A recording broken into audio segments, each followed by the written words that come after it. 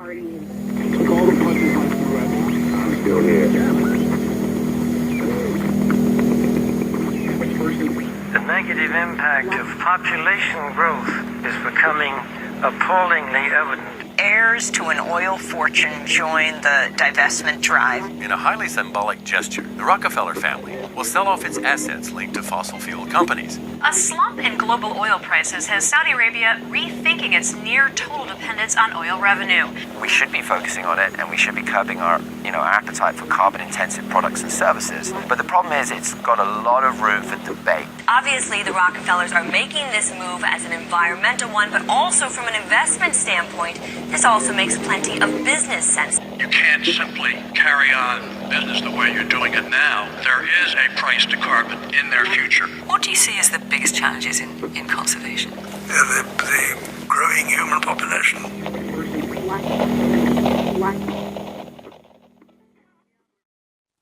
At the dawn of the 20th century, a new international order was emerging, one founded on oil.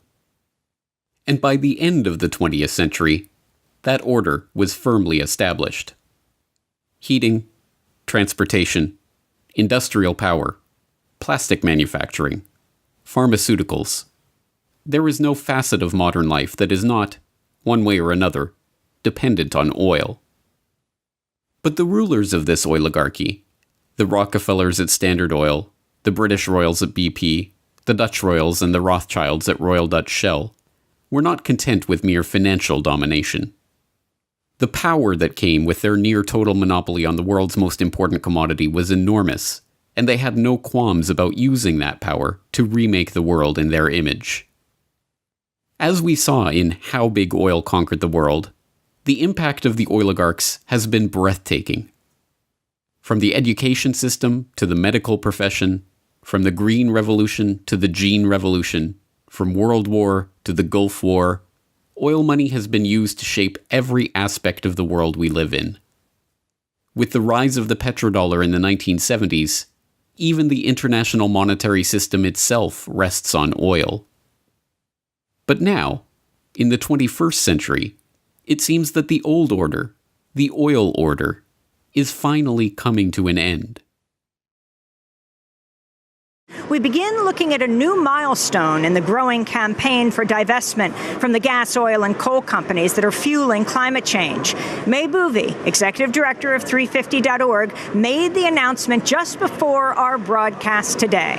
Today we're announcing that as of today, total divestment commitments have passed the $3.4 trillion mark. That's $3.4 trillion of assets under management, now fossil-free. In the oil and gas sector, we recognize the contribution of our activities and products to greenhouse gas emissions, which is why the OGCI was set up. What began as a movement on US college campuses has reached the skyscrapers of high finance. Globally, nearly 200 institutions and thousands of individuals have moved a total of $50 billion in assets away from fossil fuels. If we take our money, put it into renewables like solar panels, the world could be such a better place. The masses, having identified the oligarchs and their destructive grip on the planet, see big oil waning and have begun to celebrate. To them, the promise of a post-carbon future represents the end of the oligarchy. What many do not realize, however, is that the oil order was never about oil. The oligarchs did not care about oil, but control, and, having long outgrown their financial dependence on the commodity that brought them their power and riches, they are at the forefront of this push for the post-carbon era. Now, the oligarchs are seeking to bring in a new international order, one in which their control is consolidated, their plan complete, their power unquestionable. One in which every aspect of human life, from energy to money to the very genome itself, is precisely ordered and technologically controlled. This is the story of what the oligarchs really desire and how they plan to achieve it.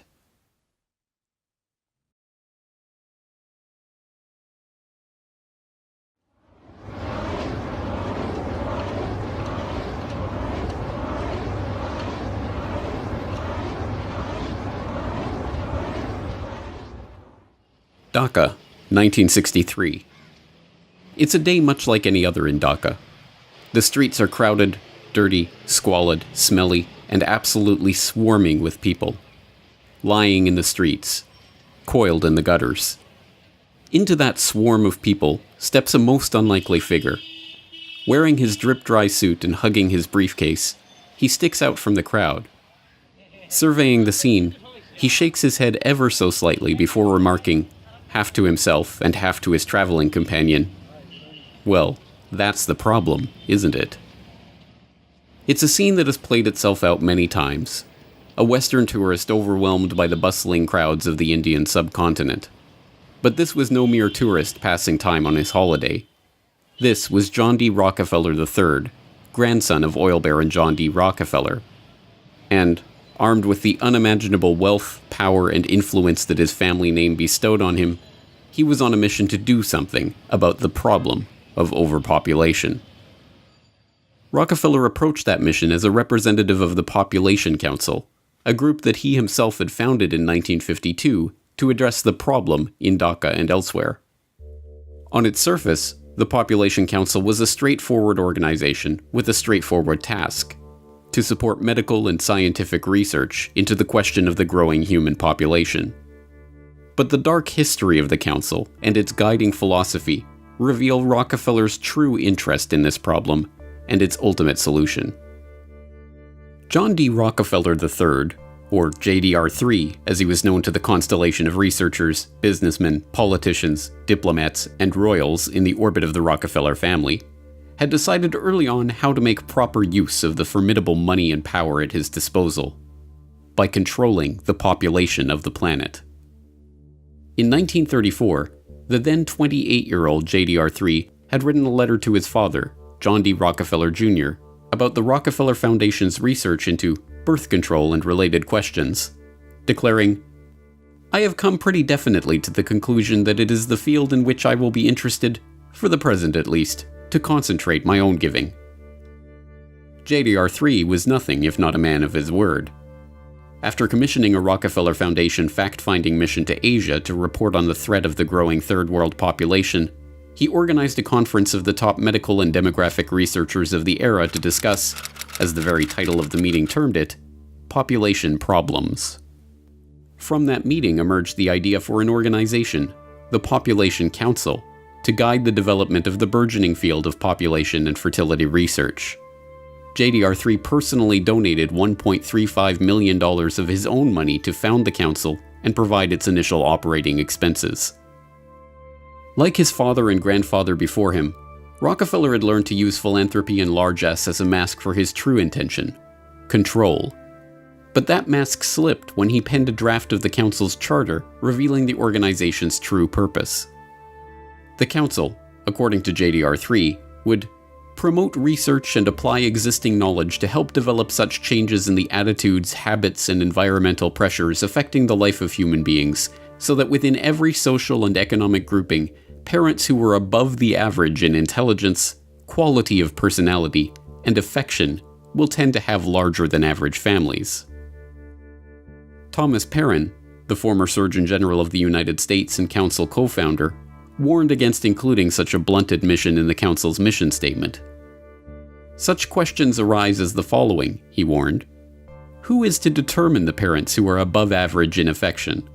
Also, who would decide the persons having better than average personality?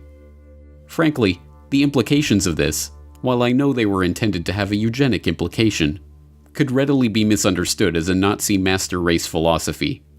I have, therefore, recast this paragraph. The line was dropped from the final version of the charter.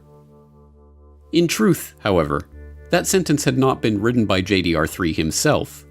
Instead, it had been copied word for word from the back cover of Eugenical News, the central publication of the American eugenics movement. This was no mere accident. Frederick Osborne, one of the co-founders of the council and its first president after Rockefeller stepped down in 1957, was also the president of the American Eugenics Society. When the Population Council was founded, both Osborne and the American Eugenics Society he directed formally moved their operations into the council's New York office. with the Eugenics Society now taking its funding directly from Rockefeller's Population Council grant. The Population Council was the Eugenics Society under another name. Eugenics. This was the guiding vision of JDR3 and the Rockefeller family's philanthropy. A vision that cast the Rockefellers and their fellow oligarchs as superior families, fit by very virtue of their wealth and success to guide the course of world events. The power to determine who was fit to breed and who was too poor to pass on their genes. Eugenics is basically a movement among the elite to eradicate what they deem the inferior classes, and that's the inferior social classes, racial classes, ethnic classes, more or less everyone who isn't up to their standards. And after eradicating those classes, what they aim to do is genetically engineer themselves to such a high level that the remaining population that they permit to exist beneath them will never have the power to overthrow them, essentially, the end of history. So the term itself was coined by Galton, and it essentially means well-born. The idea is kind of a mix of a bunch of ideas that were circulating around the 1850s. So if you go back to, say, Mendel was studying hereditary characteristics in pea plants, and he was able to determine that certain characteristics were being passed on and that these things could be determined and essentially predicted. And also at the same time, now you have Spencer, who's talking about the survival of the fittest, with the same kind of idea, the same thread running through there, that there are genetic characteristics that exist that would make one species, one plant or animal more fit than another and more capable of surviving. Also, of course, you had Darwin's work at the time, Origin of Species, and kind of maps this process by which material is passed along and evolution results through this process. So Galton is essentially taking all of these ideas, and he was kind of known for observing and identifying patterns. And what he essentially did was started to come up with this concept, this idea that through studying human characteristics, they could, if they chose to, breed superior human beings. Obsessed with breeding and family heredity, the eugenicists believed that it was not merely physical characteristics like weight or height that were determined by one's family line, but social characteristics like intelligence or conscientiousness or even criminality. If you were poor, it's because you come from poor stock. If you're criminal, it's because your family line is criminal. And if you're a Rockefeller or a Rothschild or a royal, you are rich and successful because your family was destined for fortune and success. The pseudoscientific trappings of this 19th century eugenic philosophy may have been new, but in fact the idea is as old as human civilization itself. People have always been taught to believe that their rulers are special, a class apart, members of a family specially chosen to rule over the masses. Whether literal descendants of the gods, like the pharaohs of Egypt or the emperors of Japan, or members of families specially chosen by God to reign over their kingdoms, like the monarchs of Europe, the right to rule over others was something passed down through family trees. The commoners, meanwhile, knew their place. Not being born of royal blood, they entered the world as serfs, worked the land for the benefit of the noble class, and, if they were lucky, had children of their own to repeat the cycle for another generation. But the breakdown of medieval feudalism gave rise to a newly wealthy merchant class. The development of the scientific method challenged centuries of religious dogma. The spread of Enlightenment philosophy led to the toppling of monarchs and the rise of democracy. and the Industrial Revolution paved the way for the rise of the robber barons and the creation of vast new family fortunes. By the late 19th century, as the oligarchs in America and Europe began to consolidate their wealth, a new justification for elite rule of society was needed. One that discarded with outdated appeals to supernatural order and seemed to rest on a bedrock of science. An idea that could explain how nouveau riche upstarts like the Rockefellers and Rothschilds had risen to positions of prominence in society alongside the old royal dynasties of Europe. Eugenics fit the bill perfectly. The answer was in their genes. Well, I think this eugenic idea that comes about of survival of the fittest almost gives a scientific excuse for some of the most inhumane and horrific actions that have ever been journeyed by humanity and then manifested. So the idea of controlling people through controlling reproduction and reproductive capability and access to mates and stuff like this is an idea that's thousands of years old. So eugenics, when it came around, in a strong form in the late 1800s, where you've got people like the Darwins, the Wedgwoods, and the Huxleys, specifically T.H. Huxley, Thomas H. Huxley was known as Darwin's bulldog. So these ideas of eugenics really take on, a new life of their own at the end of the 1800s, and coming into the 1900s, these ideas were embraced by the same families that were these robber barons that were being funded by the Rothschild banking network. Also the Fabian Socialist Society, which again had a lot of the same movers and shakers as these people who were higher ups in the British Empire. So when it reared its head in the 1920s and 30s and these forced sterilization campaigns, whereas, if they felt that you had a low IQ or that you had some congenital disease that would be passed on, that you didn't have the right to marry and have children. Eugenics, of course, was pseudoscience.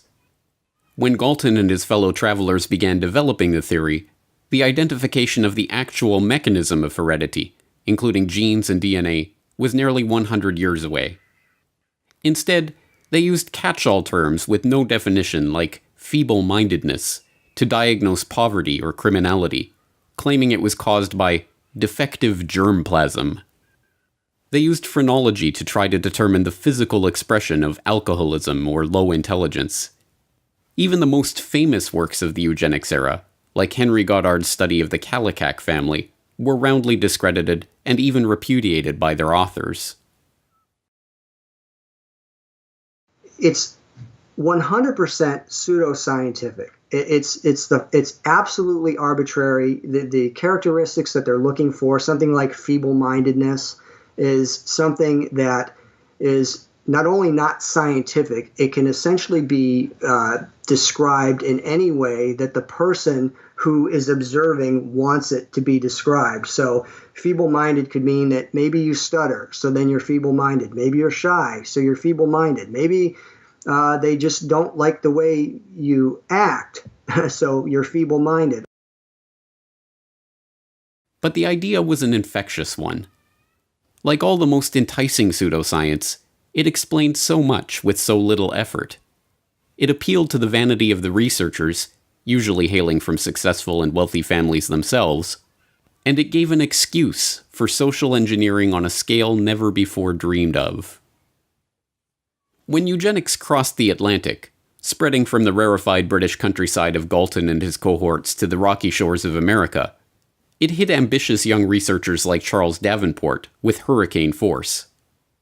A Harvard-trained zoologist who had grown up in a strict, puritanical family of New England Congregationalists, Davenport's authoritarian father was obsessed with genealogy, tracing the family tree all the way back to his Anglo-Saxon forebears in 1086. When the younger Davenport discovered Galton's writing while working in a biological laboratory on Long Island, he found his purpose in life. As he later told the American Breeders Association, which became an important ally in his eugenicist cause, "Society must protect itself. As it claims the right to deprive the murderer of his life, so also it may annihilate the hideous serpent of hopelessly vicious protoplasm." With the proselytizing fervor of a religious convert, Davenport concocted an ambitious idea for furthering the eugenic cause: the creation of a eugenics record office to register the genetic background of every single man, woman, and child in America, and eventually the world, so that every person could be categorized by their family line and assigned a genetic rating. Once completed, those with the lowest eugenic value could be eliminated from the gene pool. So the idea of eugenics makes its way to America, lands in the lap of Charles Davenport, who approaches the Carnegie Institute for funding.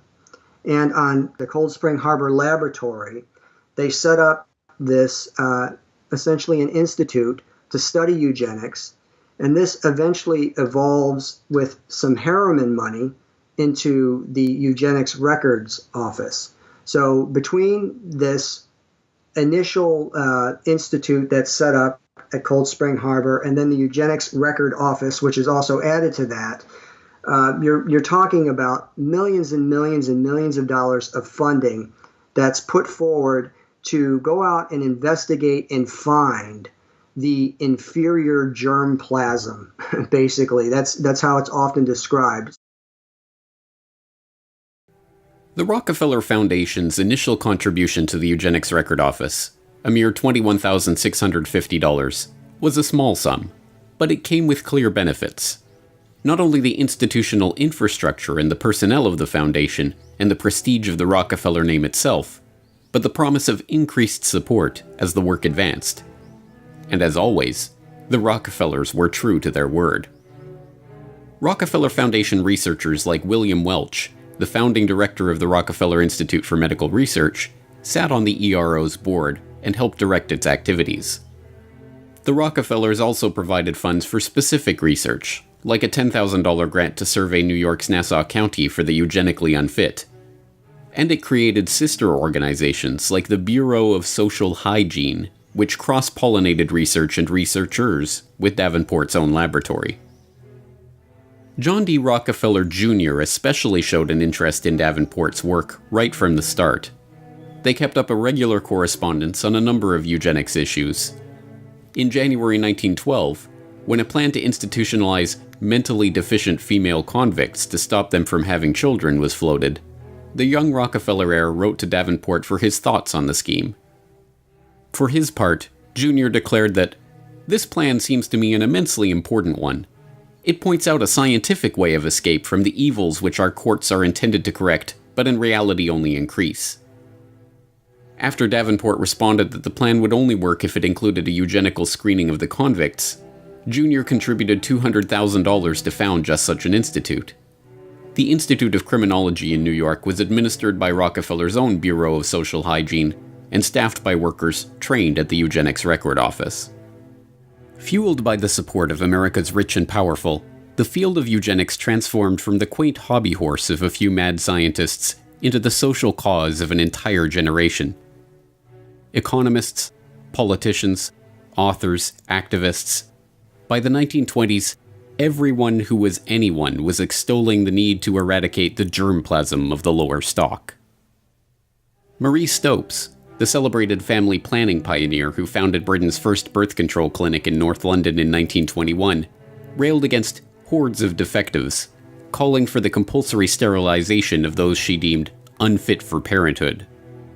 Tommy Douglas, now venerated as a hero in Canada for his role in founding the nation's healthcare system, submitted a master's thesis to McMaster University advocating that subnormals, defectives, and morons, like those with low IQ or physical abnormalities, be isolated on a state farm or in a colony where decisions could be made for them by a competent supervisor, and called on the government to certify mental and physical fitness to stop the unfit from breeding.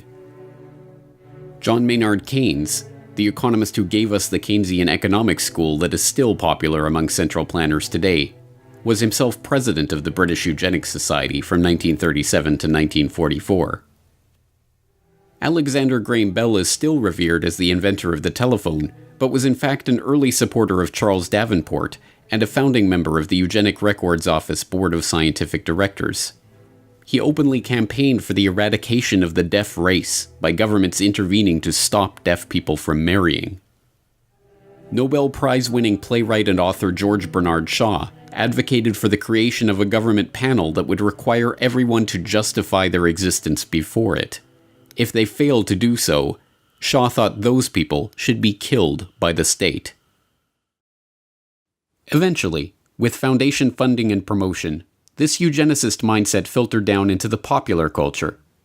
The American Eugenics Society sponsored fitter family contests at state fairs, awarding prizes to families scoring the highest on eugenic health tests. The society also sponsored contests to award prizes to clergy who fit the message of eugenics into their sermons. Eugenics even found its way to the silver screen. Well, we thought it necessary to present your family's case to the State Medical Commission. And after an examination, they decided there was but one important action to take: to have your entire family sterilized. Why, what's that? I don't know what you're talking about. Well, we investigated your family's history, Alice. And those of the past 3 generations have been feeble-minded, congenital cripples, or habitual drunkards. Instead of improving, each generation is more of a problem. Now, in this state, we have a law which provides for such people to have an operation so there won't be any more children. I see. But merely popularizing their ideas was not the goal of the eugenicists. They wanted action. And in this case, that meant concrete steps towards eliminating the defective germplasm from the human population. Government-sanctioned murder of those deemed unfit was always one option on the table. And it wasn't just playwrights like Bernard Shaw advocating for government death panels. Eugenicists of all stripes discussed and debated the idea of murdering degenerates as the quickest way of achieving their goals. Mistaken regard for what are believed to be divine laws and a sentimental belief in the sanctity of human life tend to prevent both the elimination of defective infants and the sterilization of such adults as are themselves of no value to the community. The laws of nature require the obliteration of the unfit, and human life is valuable only when it is of use to the community or race. Madison Grant, Director of the American Eugenics Society, 1915. But mainstream eugenicists realized that this approach was not possible in the political and judicial climate of the day. As Henry Goddard noted in his infamous study on the Kallikak family, "For the low-grade idiot, the loathsome unfortunate that may be seen in our institutions, some have proposed the lethal chamber, but humanity is steadily tending away from the possibility of that method, and there is no probability that it will ever be practiced. Instead, they would have to turn to the other option, the more politically acceptable solution for stopping the undesirables from breeding: forced sterilization." Indiana passed America's first eugenic sterilization law in 1907, and with only a few years, there were a dozen states where those deemed unfit were being legally sterilized against their will. But still, this was not enough for the eugenicists. The approach was too scattershot. Only a few thousand sterilizations had taken place under these laws, and Indiana's own Forced Sterilization Act was overturned by the state Supreme Court in 1921. Once again, Harry Laughlin, Davenport's right-hand man at the Rockefeller-funded Eugenics Record Office, stepped in to solve the problem.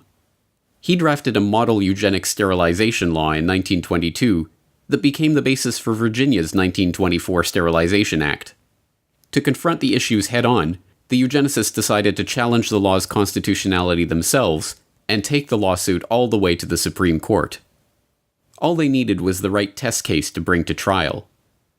And they found that case in Carrie Buck, an 18-year-old ward of the Virginia State Colony for Epileptics and the Feeble-Minded, who was neither epileptic nor feeble-minded. But start back in the 1920s with Carrie Buck. So she's a young woman who is growing up in Charlottesville, Virginia, being raised by a single mother. Back then, there was a belief that it was better often to take poor children away from their parents and put them in middle-class homes. So she was put in a foster family that treated her very badly. She wasn't allowed to call the parents mother and father. She did a lot of housekeeping for them and was rented out to the neighbors. And then one summer, she was raped by the nephew of her foster mother. She becomes pregnant out of wedlock, and rather than help her with this pregnancy, they decide to get her declared epileptic and feeble-minded, though she was neither, and she shipped off to the Colony for Epileptics and Feeble-Minded outside of Lynchburg, Virginia. And what happened to her there? So she gets there at just the wrong time. Virginia has just passed a eugenic sterilization law, and they want to test it in the courts. So they seize on Carrie Buck as the perfect plaintiff in this lawsuit. So they decide to make her the first person in Virginia who will be eugenically sterilized. And suddenly she's in the middle of a case that's headed to the U.S. Supreme Court. The case was a sham, concocted merely to get the Supreme Court stamp of approval on the issue of forced sterilization. Buck's independent counsel was in fact Irving Whitehead, one of the founding directors of the colony that was pushing to sterilize her, and the man who appointed the director that was pushing for her sterilization. Buck herself was not feeble-minded, nor was her mother, nor was her daughter, Vivian Buck, who Carrie bore as a result of being raped and who was declared feeble-minded as a baby because, as a social worker testified during the trial, there was a look about it that is not quite normal. But just what it is, I can't tell. None of these facts mattered to the Supreme Court. Presided over by former President and Chief Justice William Howard Taft, the court voted 8-1 in favor of upholding Buck's forced sterilization and the constitutionality of the Virginia eugenics sterilization law itself. Writing the decision was one of the most famous and venerated justices in the history of the court, Oliver Wendell Holmes Jr., himself a eugenicist from the so-called Boston Brahmin sect of the hereditary East Coast establishment. In his decision, Holmes justified the forced sterilization of those like Buck by calling on the government's right to vaccinate the citizens against their will. It is better for all the world if, instead of waiting to execute degenerate offspring for crime or to let them starve for their imbecility, society can prevent those who are manifestly unfit from continuing their kind. The principle that sustains compulsory vaccination is broad enough to cover cutting the fallopian tubes, he declared before infamously concluding, 3 generations of imbeciles are enough. And with that, the floodgates were opened. New laws were enacted, and old laws revised to comport with the Supreme Court's decision. Forcible sterilizations, taking place in a covert and low-key manner before, were now reported with pride. A few thousand individuals sterilized against their will became tens of thousands. The eugenics era, brought into being by the immense fortune of the Rockefellers and their ilk, had arrived. And with the aid of a very dramatic push by the Rockefellers, it was about to go international. Beginning in November 1922 and increasing throughout the 1920s, the Rockefeller Foundation began a series of grants and fellowships to German scientists. Equivalent to millions of dollars in today's money, these fellowships transformed the German scientific establishment, devastated in the wake of World War I. The Foundation's money found its way into the coffers of the Kaiser Wilhelm Institutes, a series of scientific organizations that included an institute for psychiatry and an institute for anthropology, human heredity, and eugenics. One of the main beneficiaries of this Rockefeller largesse was Ernst Rudin, a head researcher at the Kaiser Wilhelm Institute for Psychiatry and a key architect of Germany's eugenics program under the Third Reich. Rudin co-edited the official rules and commentary on the law for the prevention of defective progeny, which was passed on July 14, 1933, less than 6 months after Hitler was appointed interim chancellor by President Paul von Hindenburg. The law, like the Virginia law that the Supreme Court upheld and led to the sterilization of Carrie Buck and tens of thousands of other Americans, was modeled on Harry Laughlin's model eugenics sterilization legislation. It formed genetic health courts which could mandate sterilization of defectives in 8 different categories: the feeble-minded, schizophrenics, manic depressives, sufferers of Huntington's chorea, epileptics, those with hereditary deformities, the blind, and the deaf. Alcoholics, a 9th category, were to be optionally added to the list, with a caution against inclusion of ordinary drunkards.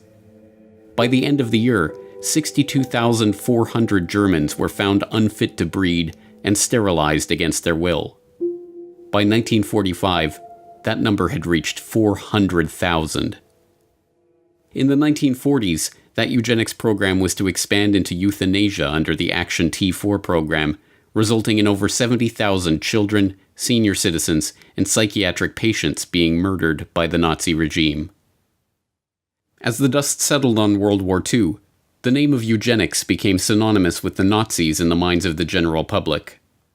The eugenicists, outraged, knew that their work could not continue any longer under the name of eugenics. But that didn't mean that it couldn't continue. So after World War II, you don't hear about it anymore as eugenics. What you hear is molecular biology and these sorts of colloquial terms that were developed by the Rockefeller Foundation, which was one of the families primarily in America that was helping to fund it in America, in Britain, in Germany, who also funded Hitler during that time. So there's a lot of overlaps between the people who were actually out there funding genocide and the people who had ideas about culling the population and population control and sterilizing people. And these ideas go on and permeate society to this day.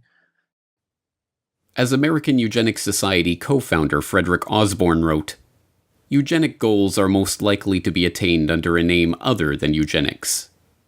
Thus, he moved the American Eugenics Society into the offices of John D. Rockefeller III's Population Council, becoming president in 1957. The Rockefellers and their fellow oligarchs had for generations felt themselves to be stewards of the planet, protecting it from the rising tide of the genetically inferior. They were not about to give up that quest. They would simply have to package it under a different name.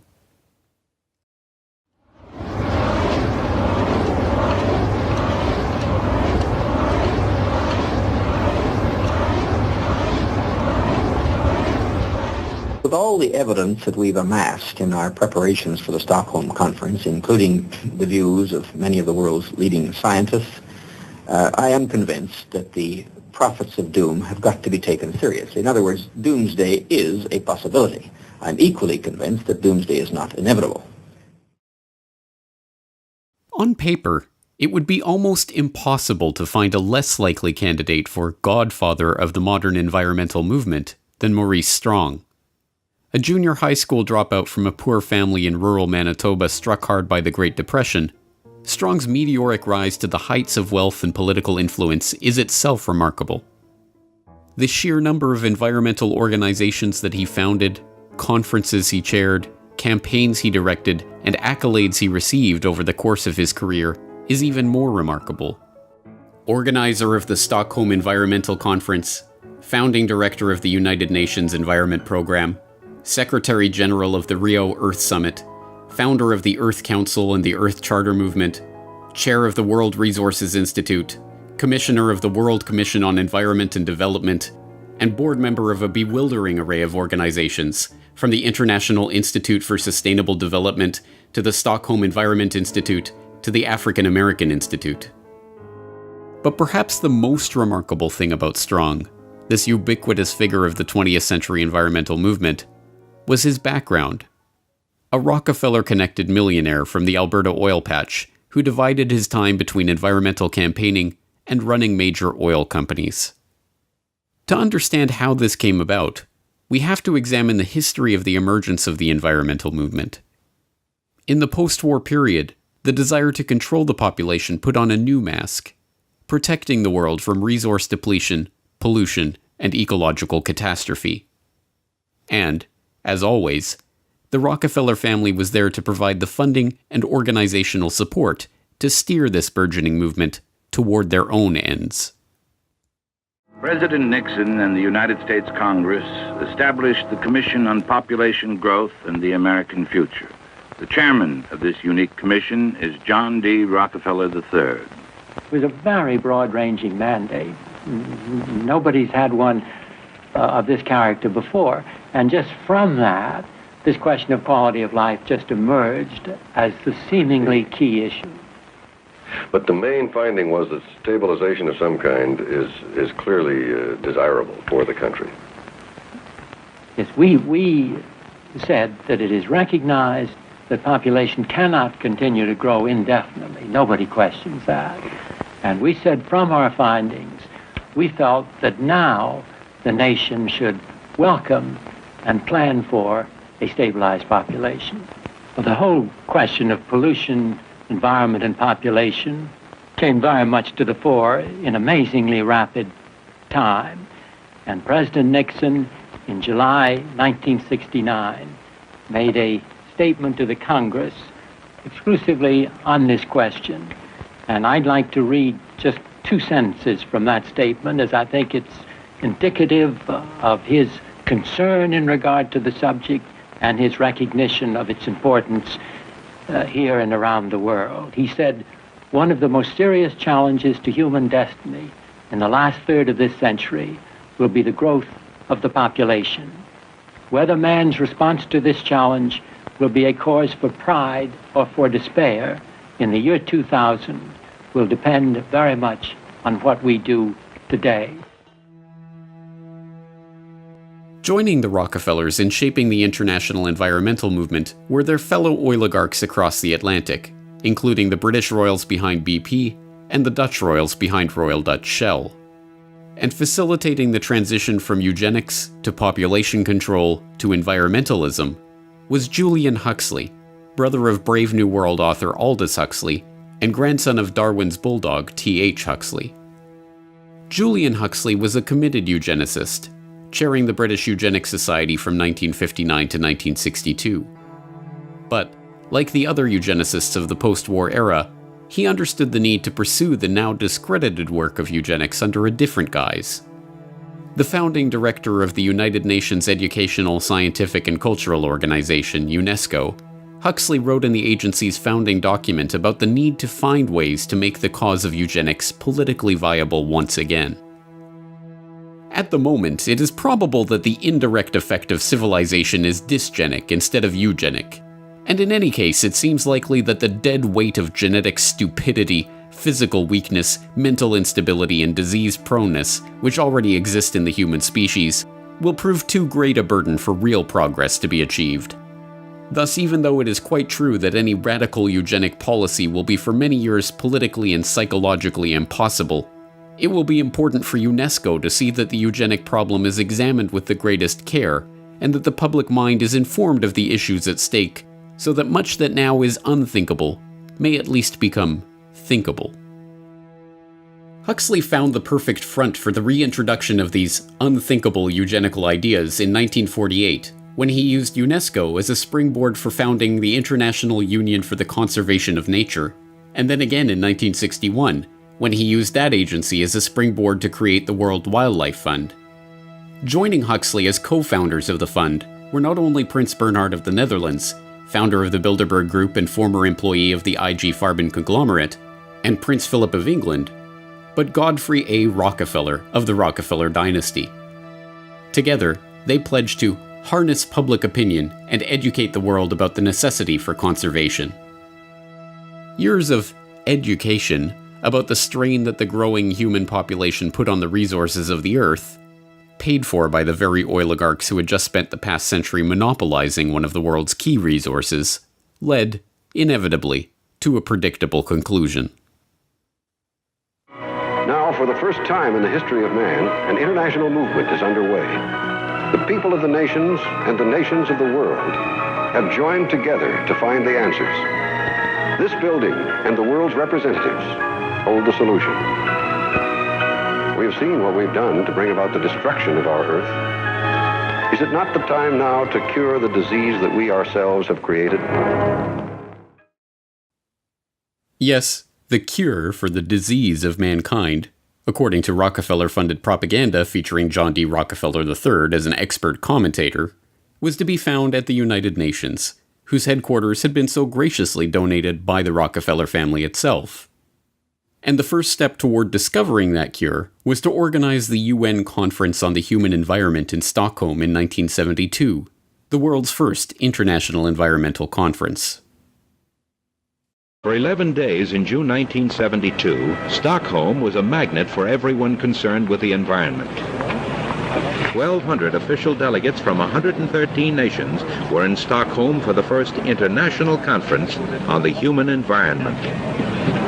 The meeting, first proposed to the United Nations by Sweden and approved by the General Assembly in 1968, attracted worldwide attention.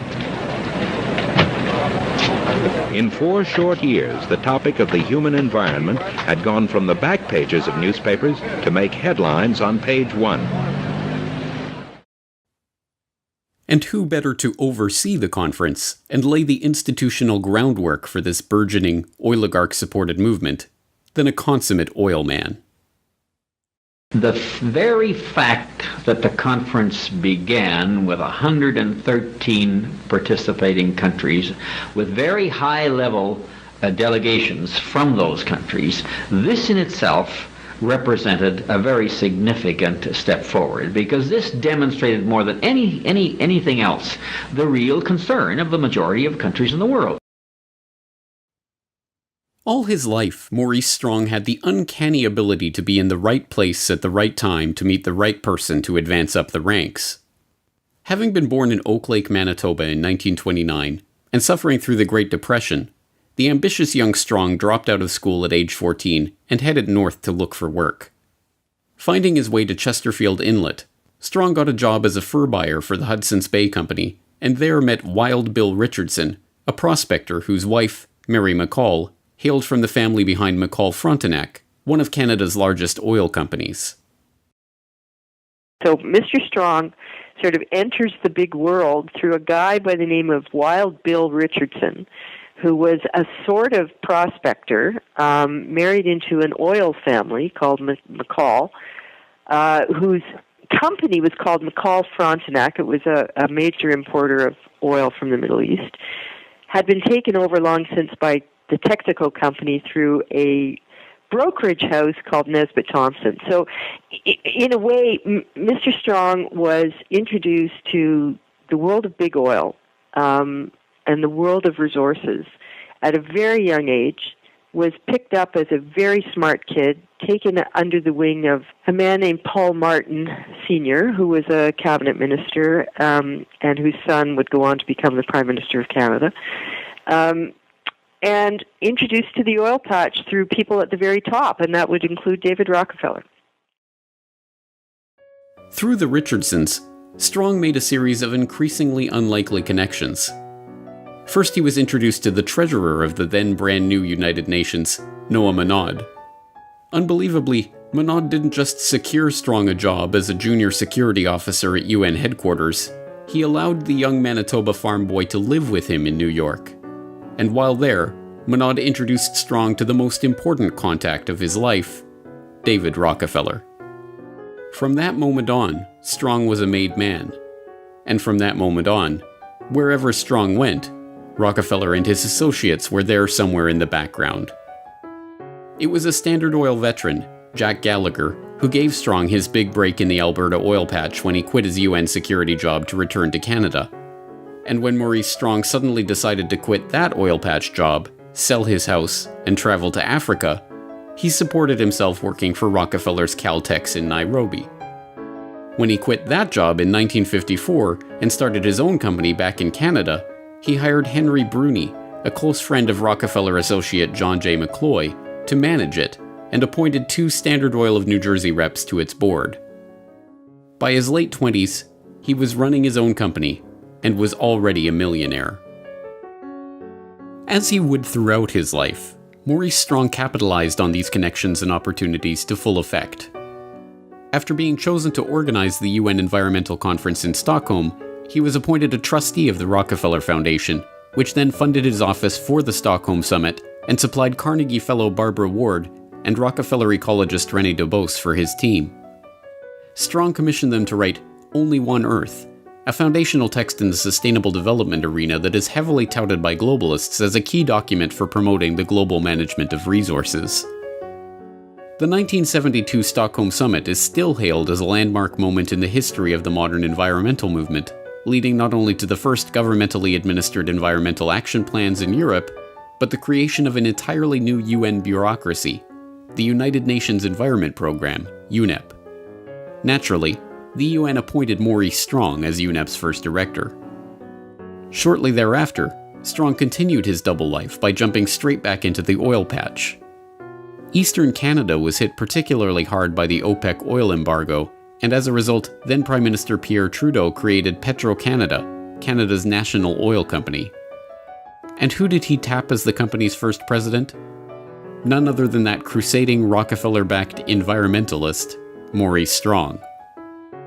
Leaving that post in 1978, Strong continued with a scarcely believable series of governmental, private sector, and international appointments, from chairman of the Canada Development Investment Corporation to chairman of AZL Resources Incorporated to leading the UN's famine relief program in Africa.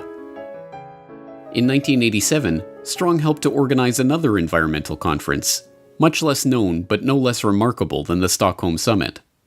Dubbed the Fourth World Wilderness Congress, the meeting took place in Denver, Colorado, and brought together Strong, David Rockefeller, Edmund de Rothschild, then Treasury Secretary James Baker, and a gaggle of other oligarchs, bankers, Washington power players, and globalists, ostensibly to talk about the environment. What they actually discussed was altogether more incredible. I suggest, therefore, that this be sold not through a democratic process. That would take too long and devour far too much of the funds to educate the cannon fodder, unfortunately, which populates the earth. We have to take almost an elitist program that we can see beyond our swollen bellies and look to the future in time frames and in results which are not easily understood or which can be, with intellectual honesty, be reduced down to some kind of simplistic definition.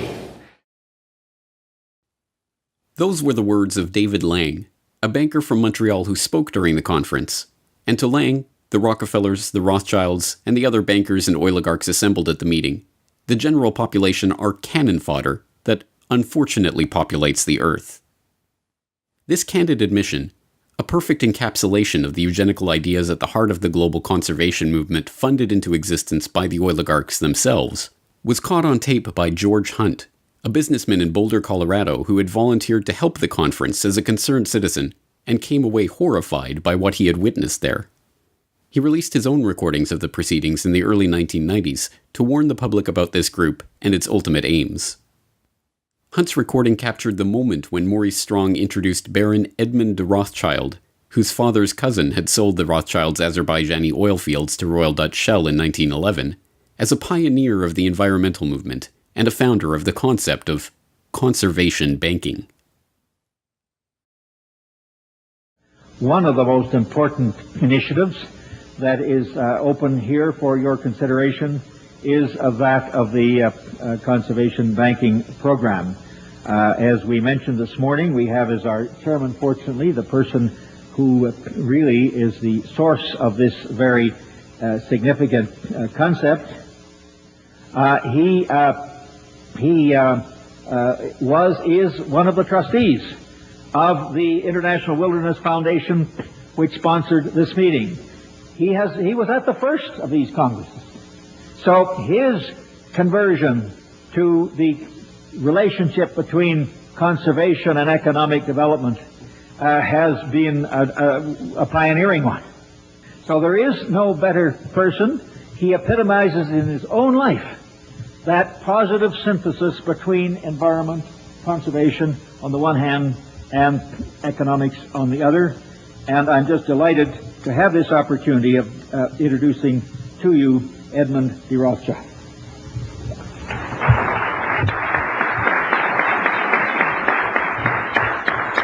Maurice, thank you very much indeed for all that you've said, and I would ask the audience to take with a slight grain of salt all that he has said about me.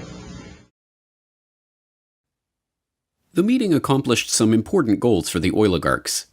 It led to the creation of wilderness areas, vast expanses of natural terrain from which the public could be largely excluded. These areas were to be designated and overseen by the IUCN, the same body that British Eugenics Society President Julian Huxley used as a springboard to creating the World Wildlife Fund. Another important goal of the conference was Rothschild's proposal for the creation of a so-called World Conservation Bank that would operate at a supranational level and coordinate finance for development projects around the world. The meetings now of the new concept of an international conservation banking program involves all sectors of the human community, governmental and intergovernmental agencies, the public and private agencies, large charitable foundations, as well as ordinary individuals worldwide. By thinking forward as to how to reach out to the public at large, to every corporate entity throughout the world, to put aside hopefully tax-free, a part of their profits to fund our ecological and environmental protection. Ladies and gentlemen, every country has its own problems, its indigenous peoples and its wildlife. This International Conservation Bank must know no frontiers, no boundaries. This World Conservation Bank was forwarded and eventually realized at Maurice Strong's next major conference, the one which was to serve as the crowning achievement of his unlikely career as environmental crusader, and which still remains one of the touchstones of the environmental movement, the 1992 Earth Summit in Rio de Janeiro. In June 1992, the world met in Rio to discuss the fate of planet Earth. In this largest summit and very first Earth Summit ever held, representatives from 166 countries, 130 heads of state, and 15,000 non-governmental organizations came together with the hopes of deciding specific agreements that would balance environmental preservation with economic needs. And my gratitude to Secretary General Maurice Strong for his tireless work in bringing this Earth Summit together. This is truly an historic gathering. There are those who say that economic growth and environmental protection cannot be compatible. The world is our garden, and together we must cultivate it. This week at Rio, we have made a start. Beyond Rio, we must continue to carry it through. We cannot be complacent unless the agreements reached here are accompanied by real commitments to significant change. Change, of course, indeed, for the human species. In my view, Your Excellencies, we simply are headed for a moment in the 21st century where the condition of our species may become terminal. As useful as the Fourth World Wilderness Congress had been in advancing the agenda of Maurice Strong and the oligarchs, that was only setting the stage for the Earth Summit in Rio. At the Earth Summit, Edmund de Rothschild got his World Conservation Bank. Dubbed the Global Environment Facility and launched at the summit itself, it serves as the funding mechanism for 5 different UN conventions and provides billions of dollars worth of financing to environmental and development projects around the world. Its 18 implementing partners include the Rockefeller-funded Food and Agricultural Organization, the Huxley-founded International Union for the Conservation of Nature, the Maurice Strong-created United Nations Environment Program, and the Prince Bernhard, Prince Philip, Godfrey Rockefeller-founded World Wildlife Fund. One of the Global Environment Facility's specialties are debt-for-nature swaps, where third world countries are given debt relief in return for opening their land up for environmental development projects. The projects come with transaction costs of up to 5%, paid to the contractors who manage and direct the investments, not the locals, who, like the Aborigines of Palawan Island, are kicked off their land and effectively wiped off the face of the map. The Earth Summit also gave rise to the United Nations Framework Convention on Climate Change, the body to which the Intergovernmental Panel on Climate Change delivers its reports. Generally thought to be neutral, non-governmental bodies relying only on science and evidence, the UNFCCC and the IPCC are handcuffed by the terms that Strong set out for them to deliver only one conclusion: that humanity is to blame for climate change. When they set up the Intergovernmental Panel on Climate Change, Maurice Strong, who we should talk a lot about, he wrote the terms of reference. And the first term of reference was the definition of climate change. And he limited it deliberately to only human causes of climate change. And of course, that effectively eliminated all the natural causes, natural variability, which is why you see them not looking at things like the sun and a whole bunch of other issues. And of course, he then limited it even further in another term of reference that he set it up into 3 working groups. There was the technical group, working group 1, which wrote the science report. And that was 600 of the 2,500 people. The other 1,900 were in working groups 2 and 3. Now, they were inconsequential because they had to accept the findings of Working Group 1, which were already limited by their terms of reference. So whatever their finding was, Working Groups 2 and 3 then said, okay, you telling us it's going to warm, we accept that as fact. We now look at the implications of that. And that's where you hear all these stories about, oh, the ice is going to melt, the sea level is going to rise. So really, the majority of the report by 1,900 scientists is accepting without question the finding of the first group. Now, Strong, it really restricted it even more because they came out and said, look, this report is not to be used for policy. But then they set up the summary for policymakers, the absolute contradiction of that. And the summary for policymakers is written by a completely separate group. And then they write it independent of the science report. They write science reports finished and set aside. The summary for policymakers is written and given out to the media. But the rules, the terms of reference that Strong wrote said that the summary for policymakers goes back to the science report people and says, make sure your science report agrees with what we've put in the summary.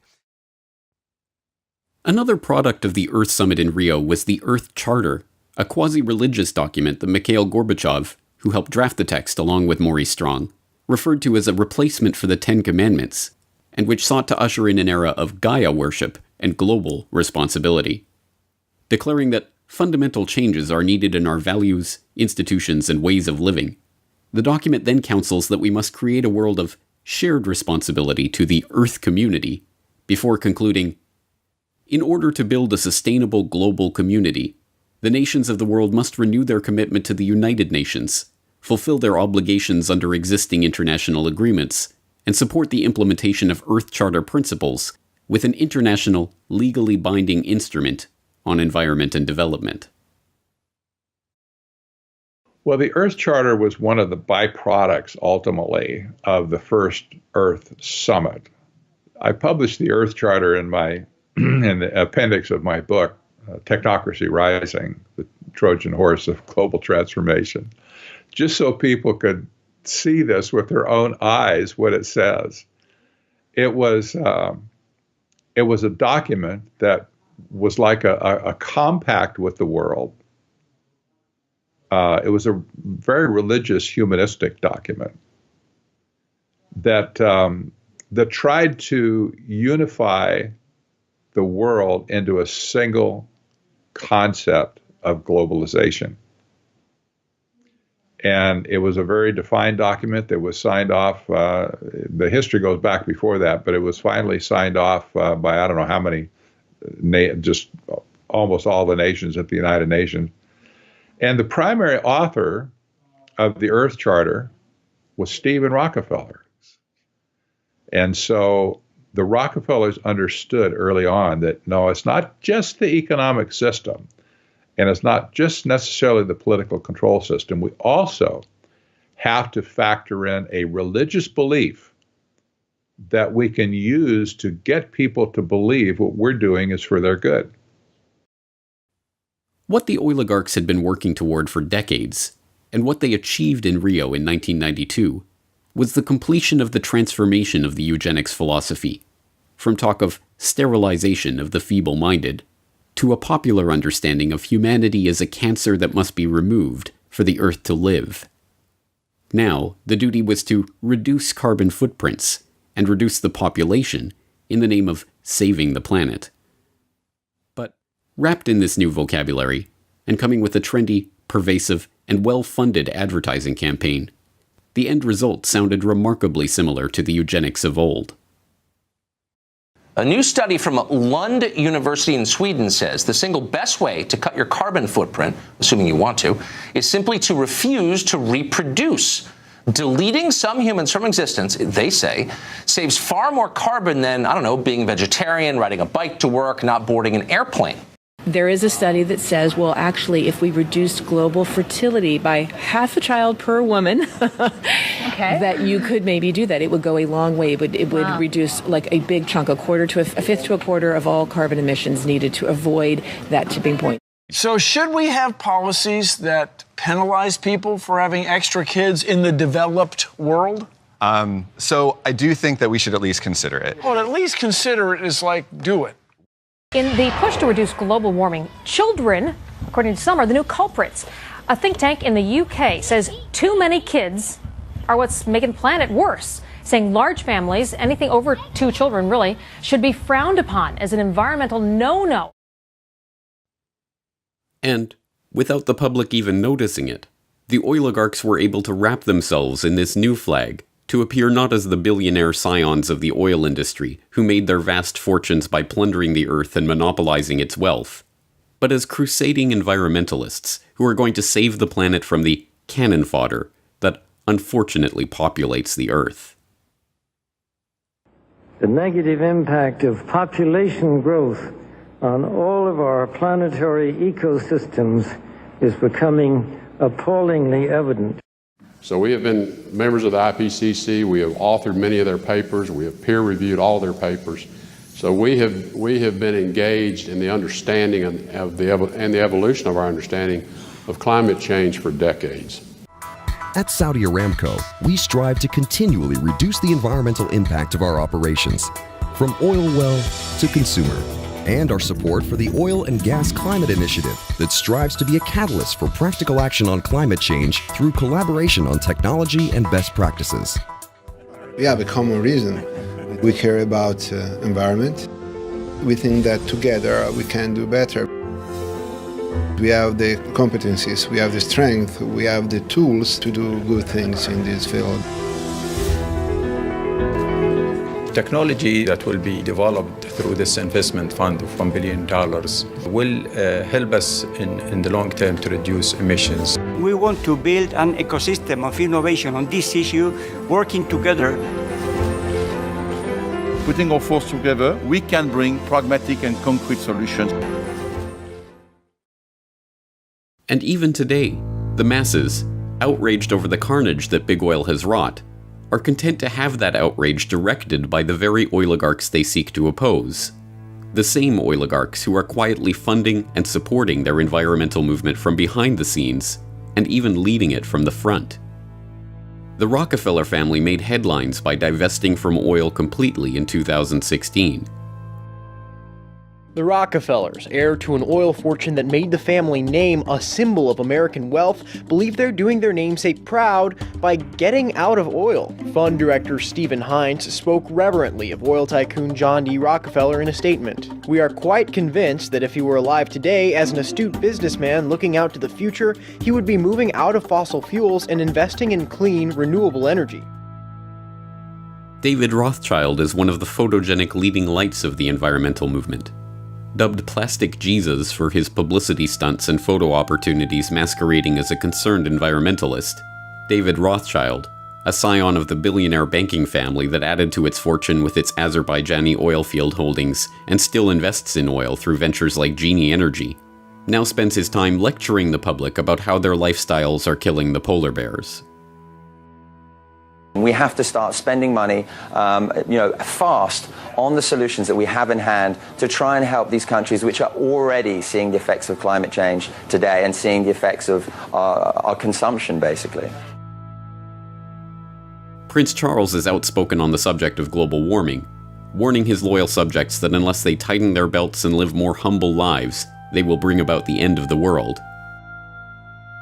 Ladies and gentlemen, the battle against climate change is surely the most defining and pivotal challenge of our times.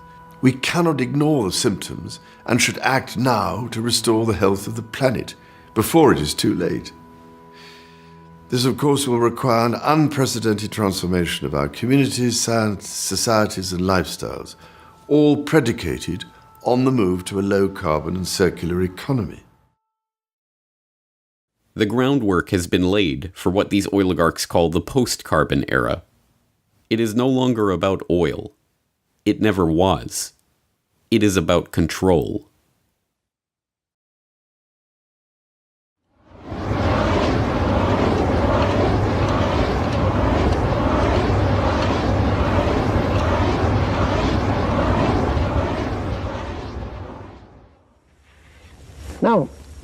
this complete cycle for the world, to give you a time scale on that, bear in mind that started in 1857. And so here's where we were about 3 or 4 years ago. This was proved reserves in here, which would add up to about here. And the estimated peak would occur about 1995, and we go into the decline. That middle 80% again is a spread from the 60s, the late 60s, up till a little over beyond 2020, or it's computed out here about 56 years. That assumes an orderly evolution. That says that a child born, say, within the last 10 years will probably see the world consume most of its oil if he lives a normal life. In his lifetime. Today, Marion King Hubbert is best known as the Shell oil researcher who gained notoriety in the 1950s for predicting that the U.S. would achieve its peak production of petroleum by 1970, and that almost all of the planet's oil supplies would be exhausted by 2020. This peak oil theory, still sometimes referred to as Hubbert's peak, was, like everything else generated by big oil, a conveniently crafted lie, designed to habituate the market to artificial scarcity and thus keep oil prices high.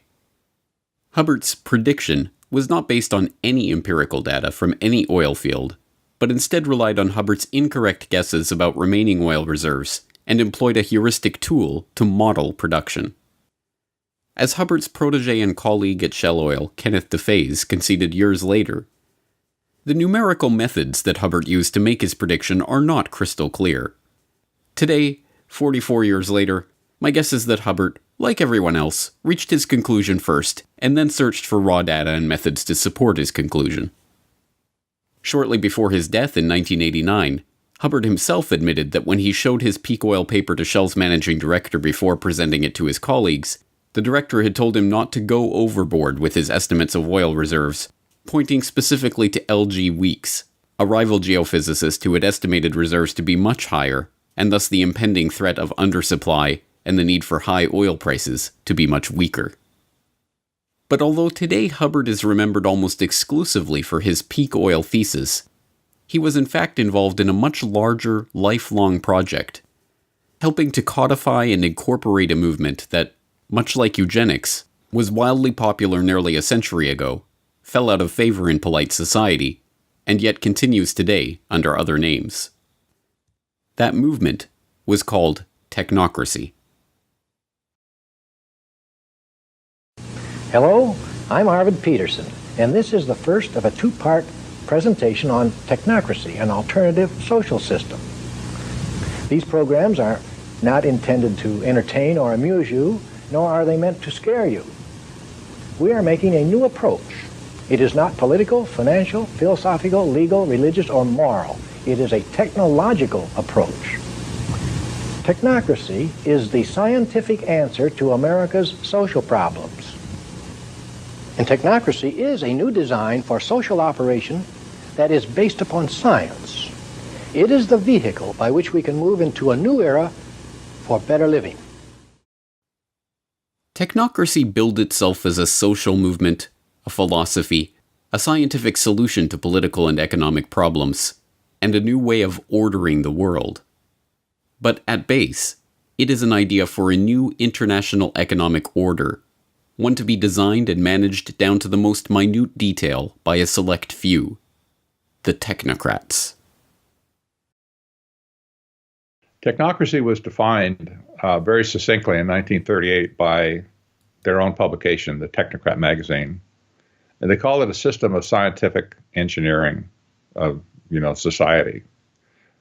They saw themselves as a merger between hard science and social science, which really is an oxymoron. Social science is not really a science, in my opinion. But they really believed that. So they believed that they could take their scientific method that they used in the hard sciences and apply it to society. They also believed that they alone were the only ones that could run society correctly as a result of technology having come in and changed the fabric of society. They hated politicians. They hated the establishment, the organization of society the way it was, because it was not efficient. It was not, conservation-based, if you will, to conserve resources. And so they just kind of took it upon themselves to define an economic model that would replace capitalism and free enterprise. And that's exactly what it was, replacement economic system. Drawing on Henry Saint-Simon's call for a scientifically organized socialist system, the positivism and secular humanism of Auguste Comte, and the principles of scientific management propounded by Frederick Taylor, the technocratic movement emerged from the same environment of progressivism, positivism, and social Darwinism that birthed eugenics. Just as the eugenicists believed the human race could be improved through selective breeding controlled and administered by a small group of scientists and their billionaire backers, so too did the technocrats believe that they could improve the social and economic conditions of humanity by controlling and administering society. And, happily enough for the oligarchs, the technocrats would improve the world by replacing money with energy certificates. Led by the eccentric revolutionary economist and sociologist Thorstein Veblen, the technocratic movement that formed around Veblen's New School for Social Research and Technical Alliance attracted both engineers and serious researchers like King Hubbard and Buckminster Fuller, and fellow eccentrics like Howard Scott. Scott, a mysterious man of uncertain background, established himself in New York City at the end of World War I and came to be seen as a bohemian engineer. In 1920, he went to work for the Wobblies as a research director, and the following year he founded the Technical Alliance, a group of engineers and scientists centered around Columbia University who, as a forerunner to the technocracy movement, advocated for a society run by scientists and engineers. In 1932, the charismatic and well-spoken Scott managed to attach himself to Walter Raudenstrauch, a professor at Columbia and the founder of the university's Department of Industrial Engineering. With a common interest in technocracy, the two became friends and allies. It was through Raudenstrauch that Scott was able to approach the president of Columbia, Nicholas Murray Butler, for permission to use the university's facilities. Butler, always on the lookout for the cutting edge of progressivism, was swayed by the technocratic ideas, and soon Scott's Committee on Technocracy was operating out of the basement of Hamilton Hall. When Butler let word slip about the next big idea being cooked up in the basement of his university, technocracy became a sensation. It was lauded in the press. Scott became a sought-after speaker, and there was even a dance named after the movement. It was at Columbia that Scott met King Hubbard, and the two, an unlikely pair of serious-minded researcher and eccentric revolutionary, immediately hit it off. Their stint together at Columbia was about to come to an abrupt end, but their association would last for decades and help give birth to ideas that would eventually transform the world. Technocracy really got recognized when it was at Columbia. We'll talk in a minute. They didn't last there very long because, as it turned out, one of the promoters of technocracy, Howard Scott, turned out to be a fraud. He was kind of the main spokesman for the movement, and he pumped up his resume like so many people do today, unfortunately. He pumped it up and basically just lied about his past, his educational past. And they all assumed he had a degree in some advanced engineering, whatever, and he knew all the buzzwords. But some sharp reporter did some investigative research on him and said, I can't find where this guy graduated anywhere. And when Columbia found out that the guy was a fraud, they realized Butler's ego got involved and says, man, these people have played me. And so he kicked them all out. Just kaboom, drop kicked him right out of it. He said, get out of my building. And they all left and scattered.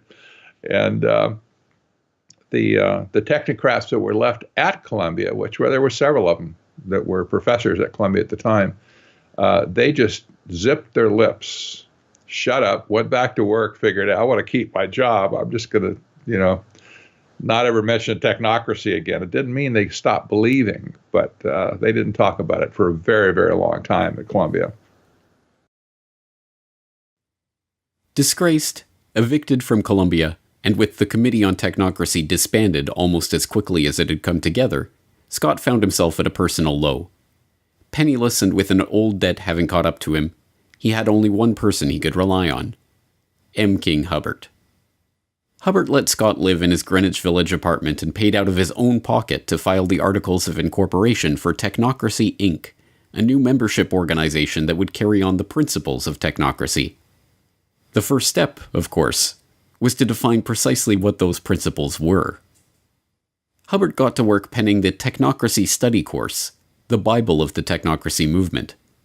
In it, Hubbard laid out the vision of an abundance of physical wealth on a continental scale for the use of all continental citizens, which, he warned, can only be accomplished by a continental technological control, a governance of function, a technate. The technocratic system was to be structured around a new monetary paradigm, one based not on dollars and cents, but energy certificates representing the nation's net energy expenditure. These certificates would be denominated in joules and issued based on a net energy budget deemed appropriate by the technocratic state's governing scientists. Citizens would be issued an equal share of the nation's certificates and make their purchases with them, and the information about these purchases would be relayed back to the central planning body for analysis.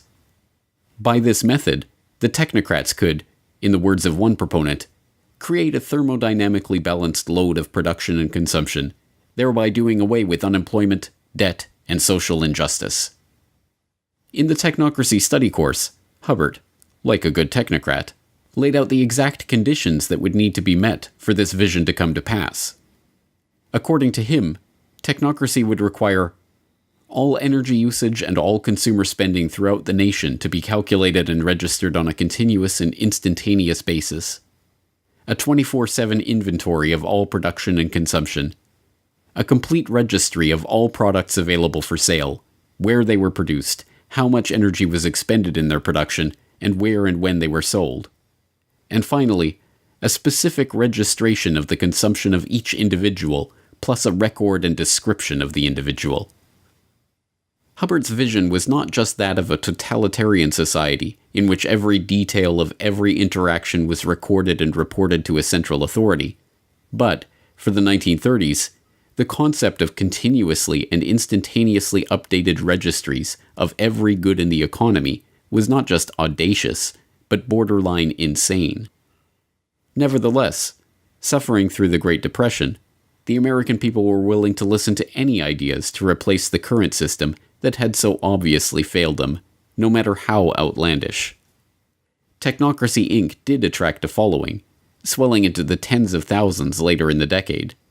But Scott's eccentric ways, compelling members to salute him in public and delivering rambling radio addresses, ultimately led to the movement's long, slow decline in relevance.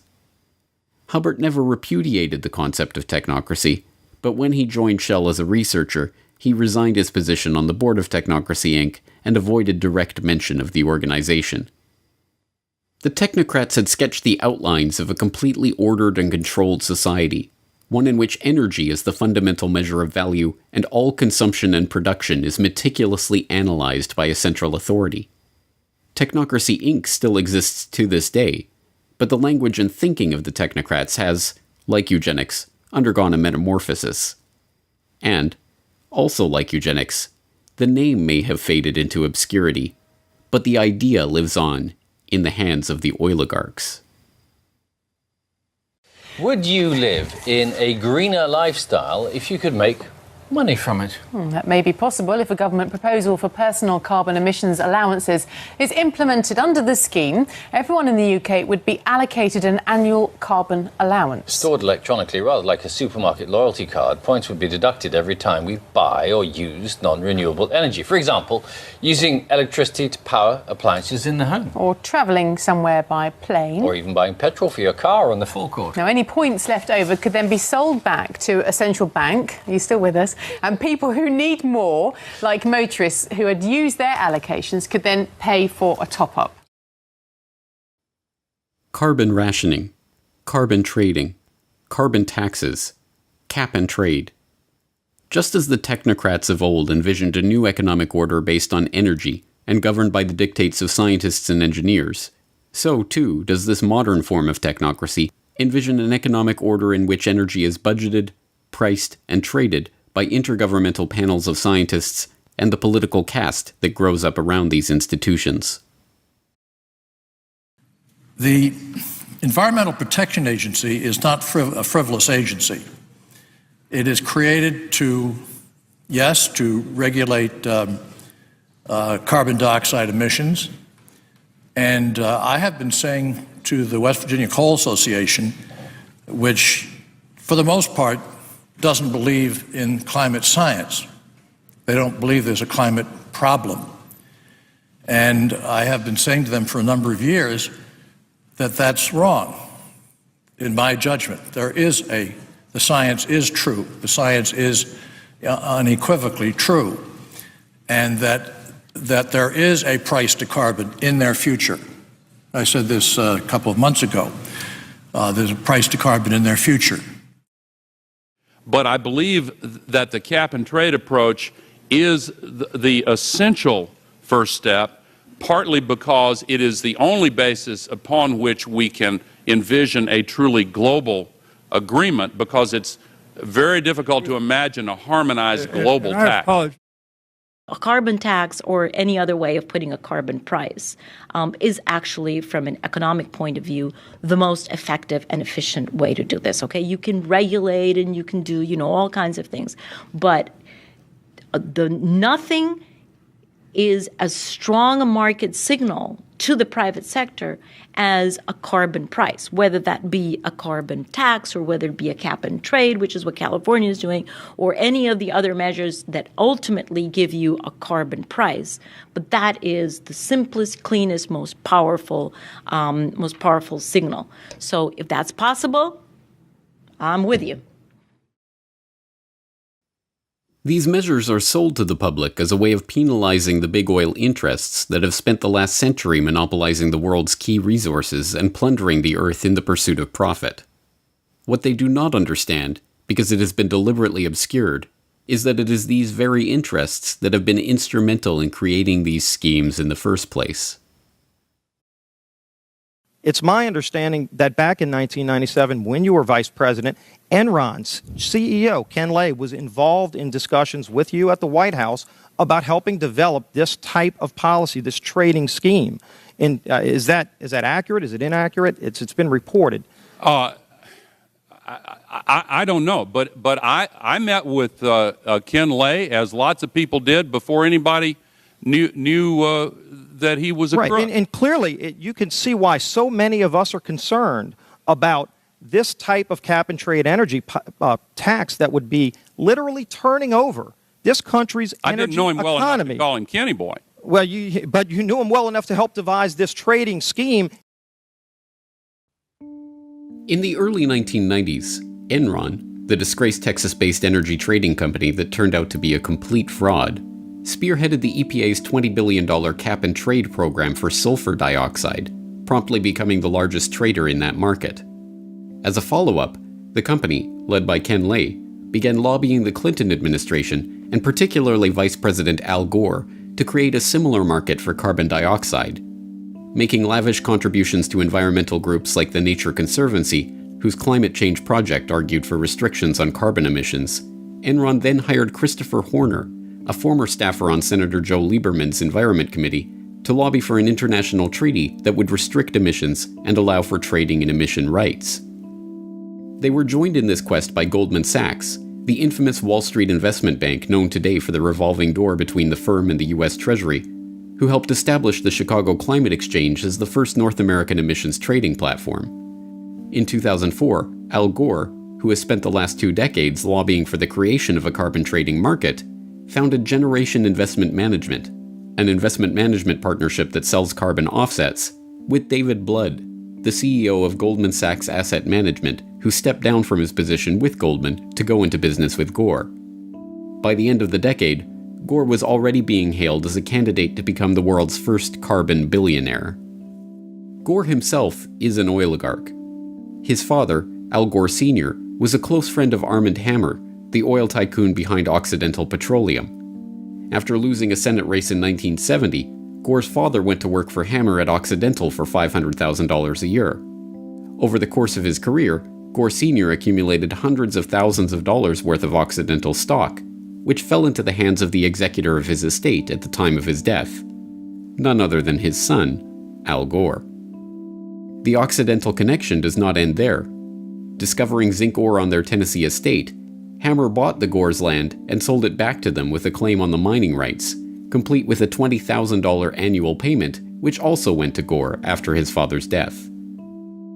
In 2013, Gore earned $100 million from the Qatari government on the sale of his current TV venture, and then was surprised when reporters were more interested in discussing his oil money than his new book on the global warming cause. But Gore's story is only an example of a larger phenomenon. In 2006, the United States Climate Action Partnership was formed to create a call for action to cut down on carbon emissions. It drafted the Blueprint for Legislative Action, which became the basis for the American Clean Energy and Security Act, seeking to create an emissions trading regime modeled on the European Union Emission Trading Scheme. And the members of the U.S. Climate Action Partnership? A who's who of the oligarchy, including BP, ConocoPhillips, and General Motors. Carbon taxes and carbon trading have proven to be a hard sell for an increasingly wary public, but with the Paris Agreement of 2015, the world saw the biggest step yet towards this technocratic future of energy control and carbon rationing. No surprise, then, that the summit itself was sponsored by and prominently supported by Big Oil. What's your position, and what message would you send to the president? Well, we have been clear in our support of the climate agreement in Paris. We were part of the Oil and Gas Climate Initiative, which is 10 of the big companies in the world who are working towards projects and technologies that are needed. I think we all want to know how the formula will work, but I think the concept of Paris needs to stay in everybody's mind on the issues of we've got to transition the world to a lower carbon forms of energy. I have no doubt it will happen. Yes, I think that what happened in Paris is very, very important. And Mr. Ban Ki-moon underlined that yesterday, that is important not only for the planet, not only for our citizens, not only for our children, it is important for the business. But using energy as the new metric of value for the post-carbon economy is just one element of the neo-technocratic vision. When Hubbert wrote his Technocracy study course, he made it clear that technocracy could not come to fruition without 24/7 surveillance of all energy usage and a continuous stream of data about all goods being produced by and consumed by society. But whereas in the 1930s such a system must have seemed like a delusional flight of fancy, today it is already being implemented. By now, you may have heard the term Internet of Things. Sounds interesting, but what does the Internet of Things actually mean? IoT is an evolution of mobile, home, and embedded applications that are being connected to the Internet, integrating greater compute capabilities and using data analytics to extract meaningful information. Billions of devices will be connected to the Internet, and soon, hundreds of billions of devices. As related devices connect with each other, they can become an intelligent system of systems. And when these intelligent devices and systems of systems share data over the cloud and analyze it, they can transform our businesses, our lives, and our world in countless ways. Why create a smart city? Well, smart cities are more responsive to citizens, and they help reduce environmental impact. They're more cost-effective and they're safer. Smart cities make people happier and more connected to their community. Cities are becoming increasingly instrumented. Sensors that enable the capture of all sorts of data are being integrated across city systems, providing critical information on city activity and operations. Sensors on a bridge transmit data on its physical condition. A camera on a freeway relays traffic flow, and digital meters record water and energy usage in real time. Mobile and social channels enable local governments and citizens to communicate with each other, creating yet another source of useful data. Advanced analytics can now readily identify trends and patterns within these massive amounts of data. Information can be integrated, gathered and shared via dashboards, visualizations, and alerts to facilitate understanding and collaboration across systems, agencies, and groups. This department store in Bundang has introduced a new way to shop. With its smart shopper system, customers pick up a small scanner and tag the item they want to buy. It eliminates the hassle of having to carry heavy items in a shopping basket, not to mention the hassle of having to get them home. After you pay for the items at an automated kiosk, the goods are delivered right to your home. Before, I had to wait in long lines at the checkout, but now I can use a smart shopper system to pay. It's really quite convenient. Aside from their convenience to shoppers, the system also helps stores gather data about their customers' shopping habits. The smart home communicates with the grid and enables consumers to manage their electricity usage. By measuring a home's electricity consumption more frequently through a smart meter, utilities can provide their customer with much better information to manage their electricity bills. Inside the smart home, a home area network, or HAN, connects smart appliances, thermostats, and other electric devices to an energy management system. With the smart meters, they'll be able to tell exactly what's going on in your home at down to the microsecond, based upon 24/7 communication with all of your appliances, which will also in the future, if this goes through fully and if there's not a public backlash, all of your appliances will need to have a wireless transmitter on them, and they'll need to be, certified under some smart, program.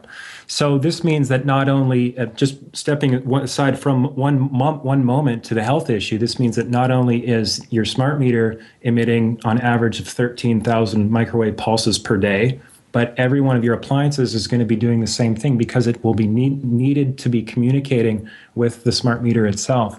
So that is a serious concern. We'll get into that a little bit later. But as far as the privacy issue, just diving right in, the current CIA director, David Petraeus, was quoted as saying, "We're going to use smart appliances to spy on you."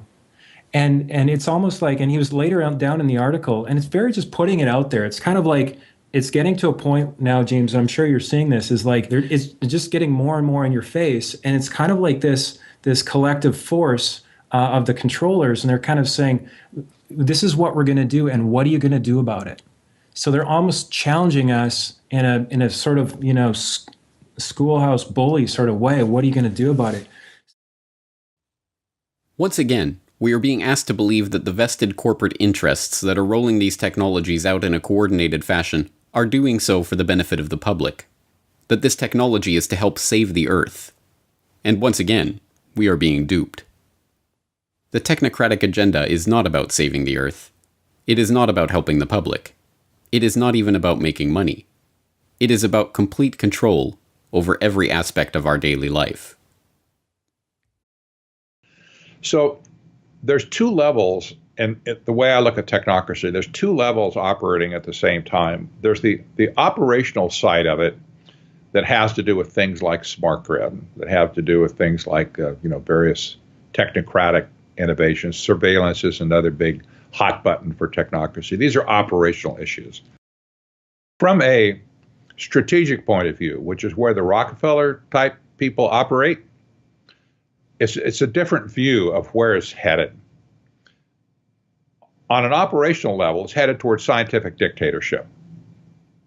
And you don't have to be a visionary to figure that one out, anymore. You don't. It's there. But on a strategic basis, what's happening is that there's a massive resource grab going on all over the planet. And when I say resource grab, you have to put yourself in Rockefeller's shoes and the banker's shoes, the Rothschild shoes and whatever, and say, what do you do when money wears out? What do you do? When you sucked all the value you can out of the monetary systems you created, what's left?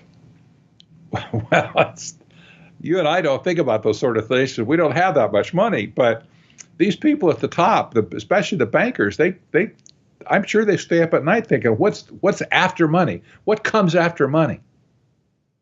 The Rockefeller family, especially, has always been a resource-intensive family. That's what oil was all about in the first place.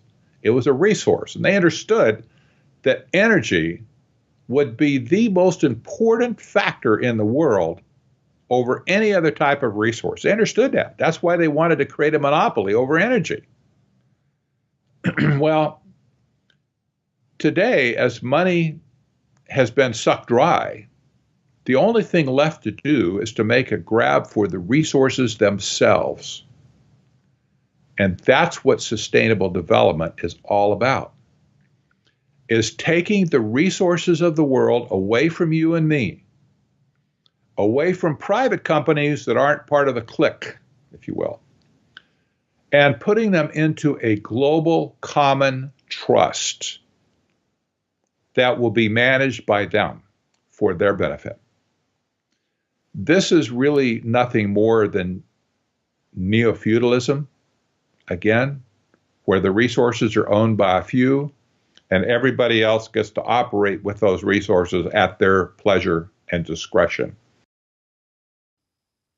The technocrats and the functionaries of this agenda, like Hubbard and his colleagues in Technocracy Inc., pioneered this idea because they believed that they, the technocrats and engineers, would be able to solve the world's problems. But the oligarchs and bankers who funded their ideas into existence did so because it would help them to become the rulers of a system so perfectly crafted that no resource, no commodity, no person would be beyond their control.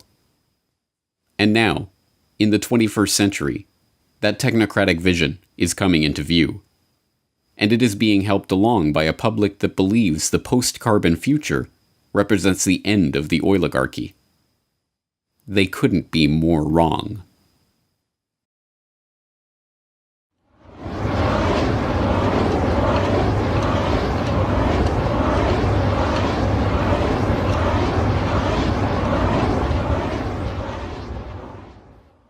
Oil. It was never about oil. It was about control. Control over energy and production and consumption. Control over the world's resources. Control over the population. Control over humanity itself. Every other thing that the elite put forward is nothing more than a pretext for what they've been after since the beginning. So as I cover in Tragedy and Hope 101, I discuss this concept of the elite seeking to rule all habitable portions of the world.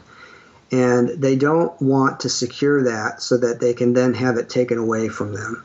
So they come up with pretexts that they can sell both to the public but also to the administrative class that justifies what it is that they're trying to do. They need to. So whether it's global warming hysteria, or whether it's technocracy, or whether it's Agenda 2030, or whether it's eugenics, there's a common thread that runs through all of this. And that common thread is the desire to consolidate and exercise coercive power.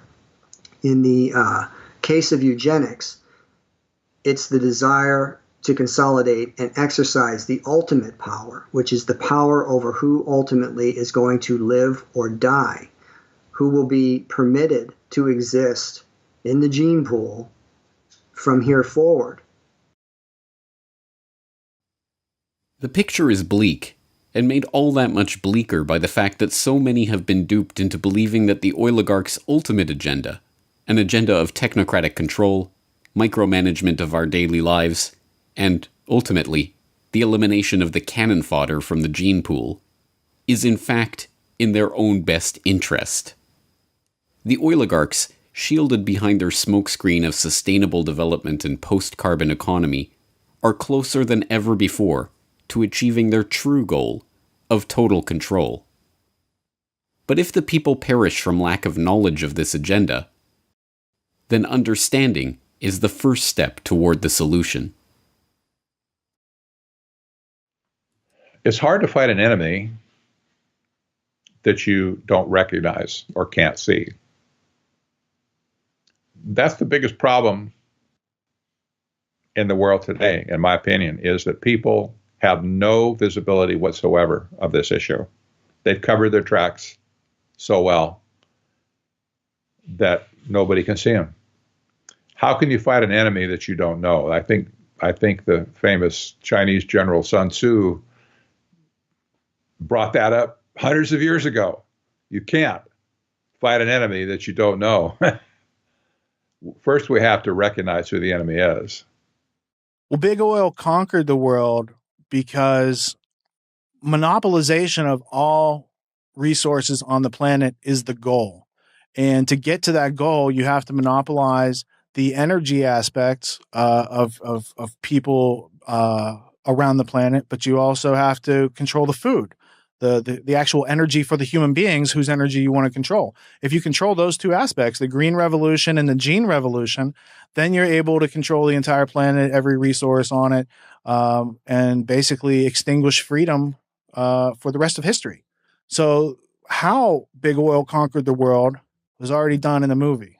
Why big oil conquered the world has to do with the complexities of controlling populations, not for money, because these are the people that print money out of nothing and charge us for it. So really, it's a study of power.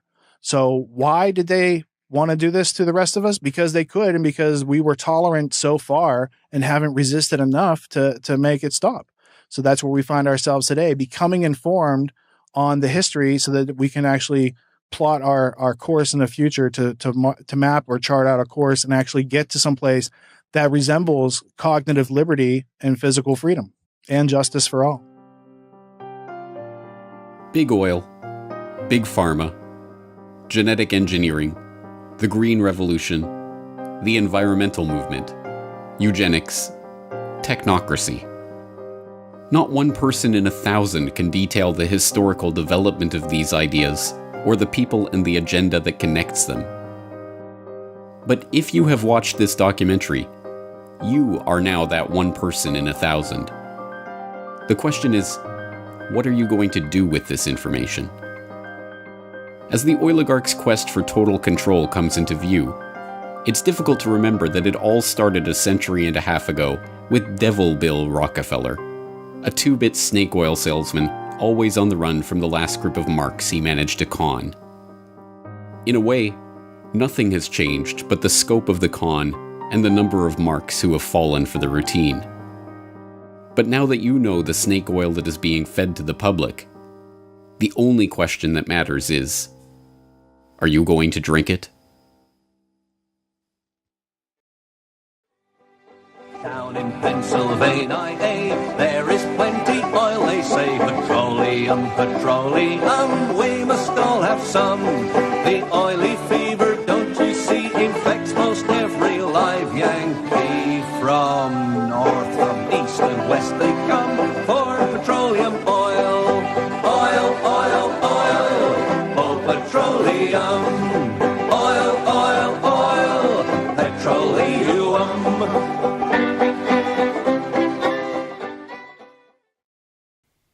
Hello, this is James Corbett of CorbettReport.com, the writer, director, narrator, and creator of the documentary you've just been watching, Why Big Oil Conquered the World. And if you have just watched this documentary all the way through, as well as the previous documentary on how Big Oil conquered the world, then, as I say towards the end, you really are now better informed than the vast majority of the public on these issues and on the history of this picture that I'm trying to paint here. And the real question is, what are we going to do with this information? Well, the first thing I'd like to encourage you to do is to go to CorbettReport.com/bigoil. That is the destination where you will be able to find audio and video copies of the entire documentary, How Big Oil and Why Big Oil Conquered the World. All there for your free download and perusal, and as a handy link that you can share with others if and when you're ready to start sharing this information. But perhaps the most important part of CorbettReport.com/bigoil is the hyperlinked transcript. Everything that is said in this documentary, including sources to all the source documents from which this information came, is in that transcript. It is a very important tool for people to use when you are ready to start delving into this information in greater detail, because as much ground as I was able to cover in the 3 hours of this combined documentary, there's still so much more that needs to be said and so much more information that helps to color in this image that I've only sketched the broad outlines of here. And the transcript, along with the hyperlinks to source documentation, is a good way to start filling in the different pieces of this puzzle. But it doesn't end there, and I'm not going to end the story there, because there are I could have easily made several documentaries instead of just this one and trying to condense it all into one. There's so much more that needs to be said, and certain things that only appear in the documentary for 1 or 2 minutes can and should be developed into entire hour-long explorations. So that's exactly what I'm going to be doing in the coming weeks and months. I'm going to be further developing some of the ideas that are introduced here and some of the characters and history, and fleshing them out in podcast episodes on CorbettReport.com, where we'll explore these issues in much greater detail. So please stay tuned for that. And as I say, once you've started getting into this research and looking at some of the source documents, and you are familiar with this material and you want to share it with others, then CorbettReport.com/bigoil is the place to go and the place to send people to for that exploration. Other ways that you can help with this work, rather than simply spreading the information, which is the first and foremost and most important thing, but also I will be doing interviews on this subject and on this documentary. So if you have a favorite radio program or podcast or whatever it is that you listen to or enjoy, and you'd like to hear me on there being interviewed about this, please do send your suggestions into those various hosts to have me on, and that would be appreciated. The other thing you can do is to get physical hard copies of this, because there are people out there who don't trust anything they see on the internet. But if it's on a physical disc, they'll be more receptive to it. Well, that's fine. And other people just want a physical hard copy of it. Well, you can purchase a physical hard copy of the documentary, both How Big Oil Conquered the World and Why Big Oil Conquered the World. They're available in a 2 DVD set that is now available from CorbettReport.com for $20 US. That includes shipping and handling anywhere in the world. It's 2 discs. It's the 3-hour documentary in complete form here.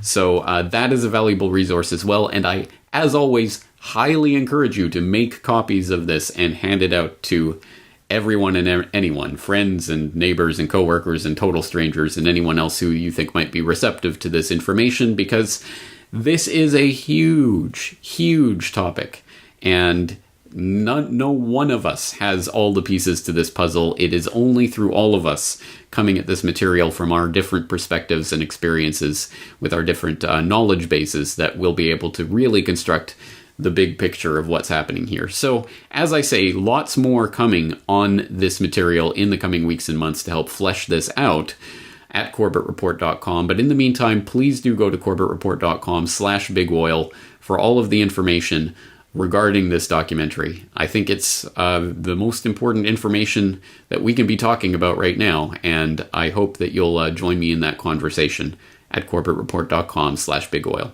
Thank you.